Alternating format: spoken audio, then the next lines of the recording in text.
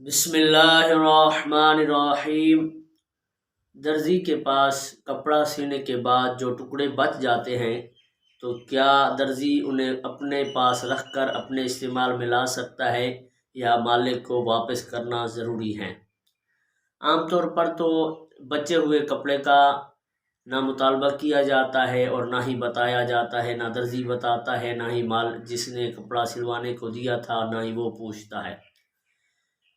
لیکن حکم شرع اس میں یہی ہے کہ بغیر اطلاع دیے آپ اس کپڑے کو استعمال نہیں کر سکتے۔ اگر کچھ کپڑا بچ گیا ہے تو آپ کو بتانا ضروری ہے کہ ہاں آپ کا جو آپ نے کپڑا دیا تھا اس میں سے آپ کا سوٹ تیار ہوا اور اس میں یہ ٹکڑا بچ گیا ہے، آپ لینا چاہتے ہیں تو لے سکتے ہیں، نہیں لینا چاہتے تو پھر آپ ہمیں بتا دیں، اجازت دے دیں، تو وہ لے گا تو لے لے گا، نہیں لے گا تو پھر آپ اس کو استعمال کر سکیں گے۔